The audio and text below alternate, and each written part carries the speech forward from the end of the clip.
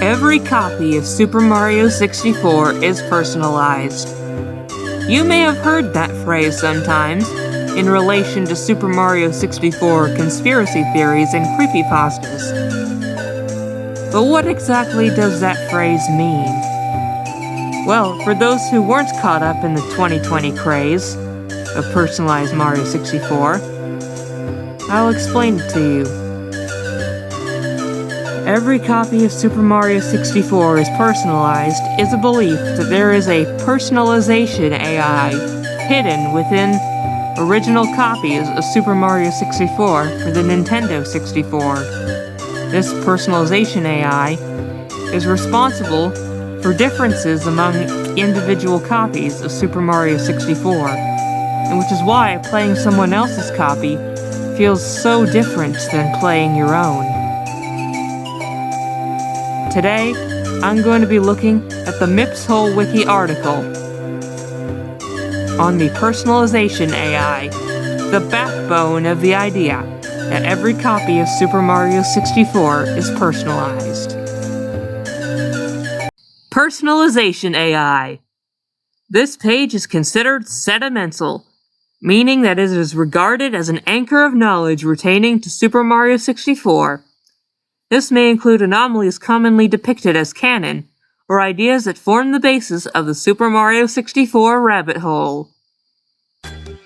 The common explanation for different experiences and occurrences people have with Super Mario 64 is the belief that every copy of Super Mario 64 is personalized. It changes and adapts to the player in different ways to adhere to their desires, playstyle, and skill. This is done through an experimental personalization artificial intelligence, which seems to pull assets from the game and modify them to the player's needs. The personalization of a player's copy of Super Mario 64 can be noticed easily by playing another person's copy of Super Mario 64. Many players have noted how strange or unfamiliar another person's copy of Super Mario 64 can be. This is most noticeable within the most commonly circulated ROM of Super Mario 64 on the internet. This ROM only contains some of the surface level changes that the game has to offer, and is the same ROM used in the Virtual Console releases of the game. The concept of personalization has blown up on the internet due to the many bizarre anomalies it spurs, with the most strangest and expansive being documented by many. Capabilities. The AI should only be capable of pulling assets from Super Mario 64, unable to create assets of its own. This can include bringing back assets that are functional yet go unused, such as Blarg or the dancing flower effect. A prime example of this, and one that spurred a lot of the conversation around personalization, is the 1-up hidden in Whomp's Fortress. Many recall there being a visible indicator, such as a cracked wall texture, to show the player that the 1-up is there. Alas, in the prime circulated ROM, there is no indicator, leaving many not to know of the obscure secret. The AI can also change assets of levels. This falls under the concept of dynamic level rearrangement, where the AI will change elements to the levels to reflect a change in theming or difficulty. As it's most simple, it'll merely change and modify textures and object placement. At its most complex, however, it can change the very missions that the player must go through, or even change the arrangement of instruments in the music to create whole new tracks. Strangely, the AI seems to be able to pull from beta content too.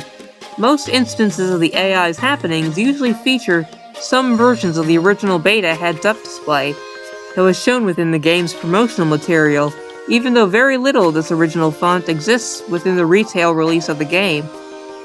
Perhaps the most popular anomaly, the Wario apparition, is theorized as sourced from the remnants of the beta build of the Super Mario 64 where Wario appeared. The AI seems to make its predictions based off the player's playstyle, not the player's subconscious like many assume.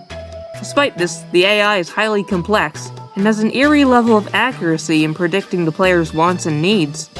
While the AI could not reasonably learn a player's name, it could certainly learn a lot about them by the way they play Super Mario 64. Anomalies. See also iceberg. Some of the most rogue changes from the AI can be described as anomalous and are cataloged on the infamous iceberg image that has been floating around the internet. Not everything on the iceberg is necessarily an anomaly. Its purpose is to document some of the strange phenomena revolving around Super Mario 64, and that can include glitches and strange bits of lore. However, certain entries on the iceberg can be explained by the AI's adaptation of the game, or it can be related to the AI's inclusion in the game. Existence. The existence of the Personalization AI is debatable due to the lack of evidence behind it. Originally, the idea that every copy is personalized was used as an explanation to why some people have varying memories of different encounters in Super Mario 64, with nothing to back it up aside from people's anecdotes. This reasoning is in a similar vein to the Mandela effect, where people remember events differently and explain it with the existence of alternate universes that people unknowingly travel between. Alternatively, some people interpret that the Personalization AI is real, and has something to do with the development of Super Mario 64. The most common belief is that the Personalization AI was an experimental AI revolving adaptation that was sold off to Nintendo in the early 1995. The experimental and advanced nature of the algorithm supports this, as it appears to be outside of Nintendo's scope of expertise. This AI was tested and tried in the 1995 July 29th build. But when the playtesters reported unexplainable differences and disturbing imagery, Nintendo would go on to deny the existence of the AI for years onward. While Nintendo couldn't remove the AI from the game, they tried to cover it up by silently distributing a minimally personalized ROM up on the internet, along with using that ROM for future releases on Virtual Console. These games do not have the same validity, as during an interview with Shigeru Miyamoto, he stated, "The game always changes with the players playing it." While this may be a mistranslation on his part, while attempting to communicate something completely different, the interview does in some regard match up with the idea of a Personalization AI, changing the game in subtle ways as the player plays.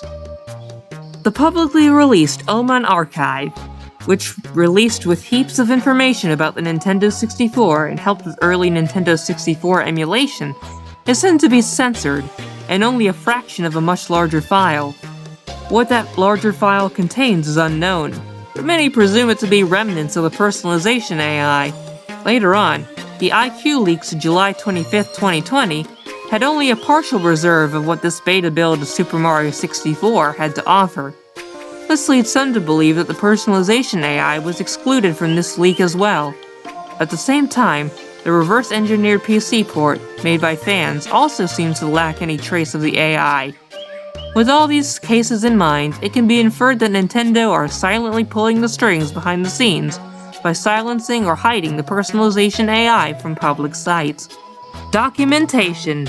Many users online have come forth supposedly documenting their findings related to the Personalization AI. For example, YouTuber Jeff Tastic documents his playthrough of 2 Super Mario 64 cartridges in a video series, where he comes across bizarre sightings such as the white-eyed chomp or the aquarium limbo. Meanwhile, YouTuber Greenio unearths tapes of various origins, showing the types of phenomena that the AI unearths from within the game. Manifestation. While the very code that makes up the Personalization AI cannot be found within the game, many theorize that the AI has to exist within the game in some form or capacity. The most common belief is that the AI assembles itself with the structure of Princess Peach's castle. This theory, commonly known as the internal plexus, states that the strange arrangement of rooms in the castle is a representation of the artificial nervous system that makes up the Personalization algorithms. If arranged in the same map, many rooms would overlap each other and jut out of the castle. The explanation for this is that the AI has grown larger than the castle exterior shell shows, and this is further emphasized the existence of secret areas within the castle that are exclusive to some copies, such as the 4th floor. A possible yet highly debated manifestation of the AI pertains to a leaked entry array, supposedly found in Super Mario 64, where the AI can manifest itself as a non-playable character to assist the player in their adventure. While this array has yet to be found in any of the known decompilations of Super Mario 64, a handful of players have recounted seeing characters that match up with the names found within the array. Theorizing. Benevolent AI theory. While many consider the AI to be an insidious abomination of human creation, it's also possible that the personalization algorithms were made to ensure that Super Mario 64 was a fun and memorable game that changed every time one played it. It is possible that manifestations of more anomalous phenomena are a misguided attempt to create new experiences for every playthrough. This would be in line with Nintendo's business model of trying to create games that are fun and replayable. Intentional manipulation theory. A theory presented by YouTuber SwankyBox. There's a potential likelihood that some personalization done to Super Mario 64 could be intentional or accidental tampering and damage to the cartridge, only for it to be sold on or rented out by a different person. This different person would go on to play this altered game, only to experience the bizarre and unordinary. The idea of damaging a cartridge would make sense, and can be done manually with cartridge tilting. However, this theory fails to explain the deliberate changes that could be done to a Super Mario 64 cartridge, such as added levels or the existence of the more extreme anomalies. Although the early hacking scene could easily have created simpler phenomena, such as the wide-eyed chomp or soft dynamic level rearrangement. Gap filler theory. Proof of the existence of the AI has managed to evade the public for years, leading many to believe that the personalization AI doesn't exist at all. Instead, many perceive the personalization AI to merely be an excuse or rationalization for poor memory pertaining to the experiences of playing Super Mario 64. Many people who claim to have seen the instances of personalization recall them from childhood, a time where the brain is developing and memory can prove faulty. Memories also have the tendency to be muddled up with other memories, hence why some people can remember Super Mario 64 having features of other games, or even its DS remake. Human memory is fallible, and it's common for people to try and rationalize this disconnection with the past and with outlandish theories, such as the Mandela effect. Coupled with Nintendo denying the existence of the AI and a lack of evidence for it, it's conclusively possible that the personalization AI is merely the result of collectively misconstruing memories.